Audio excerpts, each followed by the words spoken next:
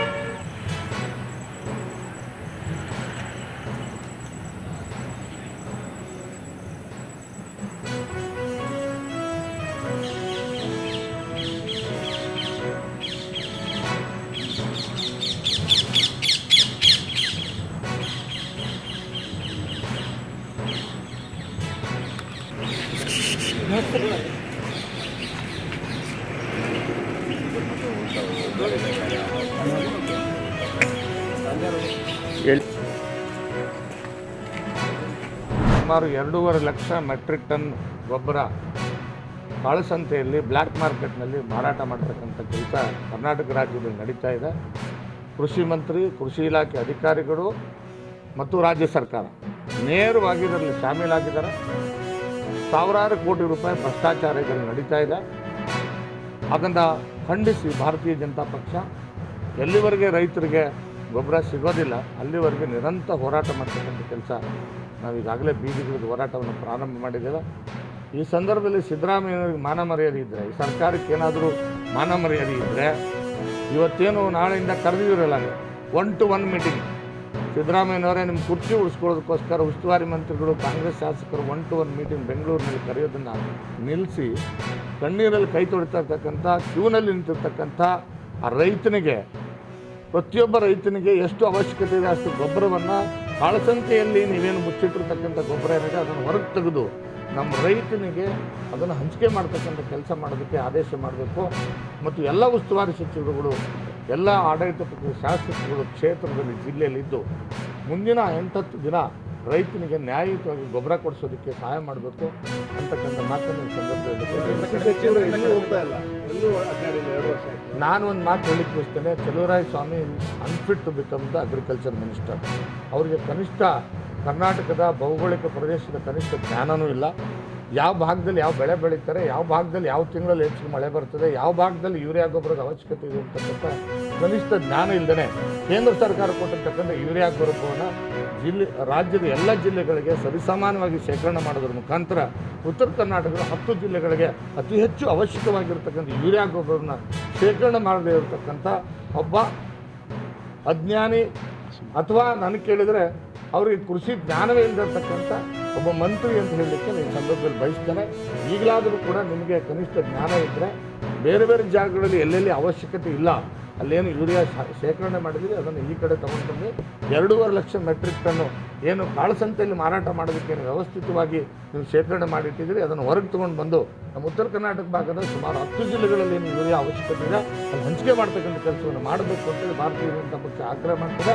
ಈ ರಾಜ್ಯದ ರೈತರಿಗೆ ವಿಶೇಷವಾಗಿ ಉತ್ತರ ಕರ್ನಾಟಕದ 10 ಜಿಲ್ಲೆಗಳಲ್ಲಿ ಏನು ಇವತ್ತು ಯೂರಿಯಾ ಗೊಬ್ಬರದ ಕೊರತೆ ಉಂಟಾದಂಥ ಈ ಭಾಗದ ರೈತರಿಗೆ ಭಾರತೀಯ ಜನತಾ ಪಕ್ಷದ ರೈತ ಮೋರ್ಚಾದ ಅಧ್ಯಕ್ಷನಾಗಿ ನಮ್ಮೆಲ್ಲ ಪಕ್ಷದ ಕಾರ್ಯಕರ್ತರ ಮುಖಾಂತರ ಹೇಳಲಿಕ್ಕೆ ಬಯಸ್ತೇನೆ. ನಮ್ಮ ರೈತರಿಗೆ ನೀವು ಯಾರೂ ಆತಂಕಕ್ಕೆ ಒಳಗಾಕಬೇಡಿ. ನಿಮಗೆ ಗೊಬ್ಬರ ಸಿಗುವವರೆಗೆ ನಾವು ನಿಮ್ಮ ಪರವಾಗಿ ಹೋರಾಟ ಮಾಡ್ತೇವೆ. ಎಲ್ಲೆಲ್ಲಿ ನೀವು ಪಾಳೆಗೆ ನಿಂತಿದ್ದೀರಿ ಗೊಬ್ಬರಕ್ಕೆ ಎಲ್ಲ ನಮ್ಮ ಕಾರ್ಯಕರ್ತರು ಸಿದ್ಧರಾಗಿದ್ದಾರೆ. ನಿಮ್ಮ ಜೊತೆ ನಾವು ನಿಲ್ತೇವೆ, ಹೋರಾಟ ಮಾಡ್ತೇವೆ. ನೀವು ಗೊಬ್ಬರ ಕೊಡಿಸುವಂಥ ಕೆಲಸ ನಾವು ಮಾಡ್ತೇವೆ. Thank you. ಸರಿ, ಅದು ಕಾರ್ಯಕ್ರಮ ಕ್ಯಾನ್ಸಲ್ ಆಗಿದ್ದರಿಂದ ನಮ್ಮ ತಯಾರಿ ಮಾಡ್ಕೊಂಡು ತಮ್ಗೆ ಸರ್ ನಾನಂತರೂ ಕ್ಲಿಯರ್ ಕಟ್ ಮಾಡ್ತಿದ್ದೀನಿ. ಬಸವನಗೌಡರು ತಮ್ಮ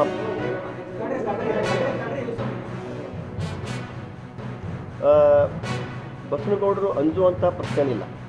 ಯಾಕಂದ್ರೆ ಬಸವನಗೌಡರು ಇದು ರಾಜಕಾರಣ ಅನ್ನೋದು ಇದು ವೈರತ್ವವಲ್ಲ. ಬಸವನಗೌಡರು ಮೊದಲು ಭಾರತೀಯ ಜನತಾ ಪಕ್ಷದವ್ರಿಗಿಲ್ಲ. ಈಗ ಅವ್ರ ಬಗ್ಗೆ ನಾವು ವಿಚಾರ ಮಾಡಿ ಬರಬೇಕು ಬರಬಾರ್ದು ನಿರ್ಣಯ ತಗೊಳ್ತಕ್ಕಂಥ ಏನು ಅವಶ್ಯಕತೆ ಇಲ್ಲ.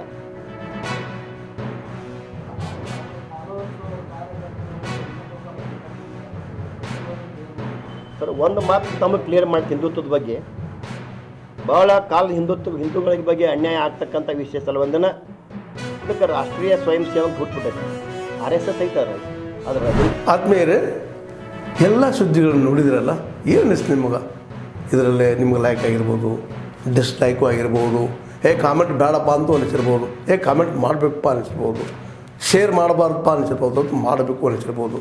ಏನಾದರೂ ಆಗಲಿ ಶೇರ್ ಮಾಡ್ತಾಯಿರಿ, ಈ ನ್ಯೂಸ್ಗಳನ್ನ ಹಂಚ್ತಾ ಇರಿ, ಜೊತೆಗೆ ಇದಕ್ಕೆ ಸಬ್ಸ್ಕ್ರೈಬ್ ಆಗ್ತಾಯಿರಿ ಅಂತ ಹೇಳ್ತಾ H16 ನ್ಯೂಸ್ ಅರ್ಥಾತ್ ಹೇ ಸೀತಾರಾಮ್, ಇದು ಸತ್ಯದ ಕೈಗಿನಲ್ಲಿ ವಂದನೆಗಳು.